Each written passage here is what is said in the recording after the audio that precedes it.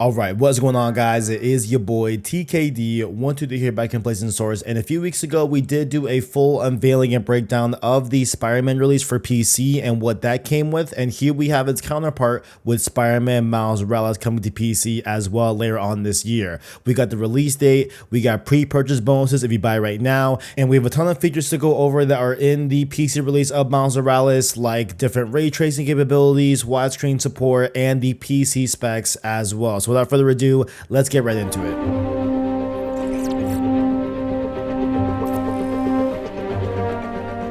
Down below as well, there will be time codes to each feature. If you want to jump around and just get one piece of info, you can do that at your leisure. But this game will be releasing on PC on November 18th on Steam and Epic Game Store for $50. That is the amount that will cost for Spider-Man Miles Morales on PC. And there are some really cool pre-purchase bonuses if you buy before the release date, including you will be getting the tracksuit and the Into the Spider-Verse suit. I have a hot take about that tracksuit. I do think that, with a little less white on that suit, that could have and probably should have been the default suit for Miles Morales, but that's neither here nor there. You will also get access to the Gravity Well gadget at launch, as well as 3 skill points to use at the beginning of the game, so you can start working through that skill tree in a quicker fashion. So really cool stuff right there if you pre-purchase on Steam or Epic Game Store for Spider-Man Miles Morales. All this info will be available on the PlayStation blog that will be linked below in the description that goes over all the features if you want to read along. But first up, we'll read out the ray tracing and shadows in Spider-Man Miles Morales for PC. The game features options for ray trace reflections with a variety of quality levels and newly added ray trace shadows for outdoor light cast by the sun and the moon. This enables realistic shadows with natural gradients and softness and further enhances the visual fidelity of Marvel's New York. And I will say, there's a shot where Miles is going through this indoor type of environment and there's grading on the top and the light shining through there. That was a pretty impressive example of how the shadows are very much well evolved in the PC version of the game, and it definitely looks really good. Of course, if you have graphics cards that can handle ray tracing and shadows, it looks like Spider-Man Miles Morales will definitely utilize those capabilities on those graphics cards. In my opinion, no other game uses widescreen support quite like Spider-Man games from Insomniac, because the widescreen support on this PC version is crazy. We'll have support for 21:9, 32:9, and even 48:9 when using triple monitor setups, and they do make a note here that cinematics and cutscenes have been adapted to support viewing at ratios of up to 32:9 as well. So I think that if you do have a triple monitor 48:9 setup, maybe there's some black bars. I'm not sure what the answer is there, since it seems like gameplay will be supported at 48:9 but not the cutscenes. But I digress. 32:9 is definitely a really cool way to experience those cutscenes in Miles Morales. Now for this next section, you already know I'm a PS5 guy here at heart first and foremost, so I did have to do some research and reading up on these different NVIDIA software formats that will be available for Spider-Man Miles Morales. So first up here, we have the notion of DLSS 3, which uses AI to upscale the image quality without costing too much performance, as opposed to running it in native resolutions. That will be available on the PC release of Spider-Man Miles Morales. And with this only being compatible with the latest NVIDIA 40 series graphics cards, it'll also combine DLSS super resolution, DLS frame generation, and NVIDIA Reflex to boost your frame rate to reach new heights. And so with this, in general terms, for the console users out there, right,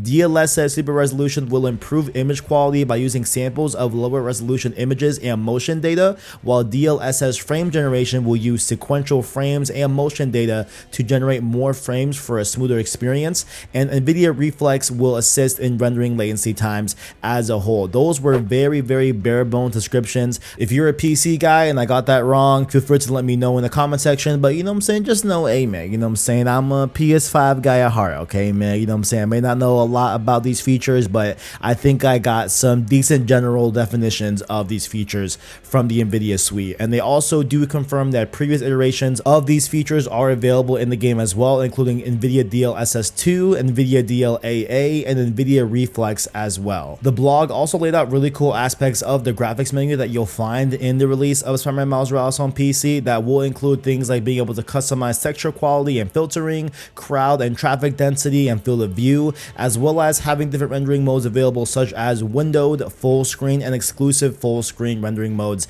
will be available as well. The trailer also does make it a note to mention that unlocked frame rate is available on the PC version. Not sure why that was omitted from the blog, but yeah, there will be unlocked frame rate. That's pretty much a given at that point. Let's say you're one of those that feel that Spider-Man isn't really the quote-unquote mouse and keyboard type of game that you should be playing on PC. The PC release of a Spider-Man Miles Morales will of course support DualSense and other different controllers as well. So the blog here says, quote, "The game also features extensive customizable control options for mouse and keyboard and controllers. When using a PlayStation DualSense controller on a wired USB connection, you'll get the full DualSense controller experience, including adaptive triggers, haptic feedback, etc. All that great stuff that we've come to love with the DualSense. And with Steam input support, you can use a variety of peripherals and get innumerable remapping options as well." Now, just a little, editorializing here for sure, right? I would definitely recommend, if you have access to a DualSense, definitely use that with this game, because bottom line, it just runs very well and it adds a lot to the experience as a whole. Okay, it's not anything crazy like Astro's Playroom, if you ever played that, or I would say anything crazy like Returnal, where I think is the best example of a developer using the DualSense in a real game perspective. I think that Spider-Man does it really well in this game, and it really does benefit you if you go with that DualSense option. And the very last thing to mention here, of course, are the PC specs. There you go in all of its glory. It looks like the ultimate ray tracing will be able to be ran at 4K 60. I'm assuming you'll be able to get much higher frame rates than 60 frames if you have a lower resolution or turn back ray tracing and stuff like that. I'm sure if you want those frames, you can definitely get those frames, but really cool that this will support 4K 60 with ultimate ray tracing, as well as, hey, if you don't have the strongest PC out there, you can still run this as well with the recommended settings at 1080p 60 and the minimum settings here at 720 at 30 as well. I, could not put up with that, but if y'all need to do that, y'all can go ahead and do that. This game is very, very scalable by the looks of this PC spec sheet. So yeah, guys, I really love Miles Morales. It's a great game. It was the launch of PS5. I hold this game very, very close to my heart. Definitely do love it, and I think it's a little bit better in a lot of ways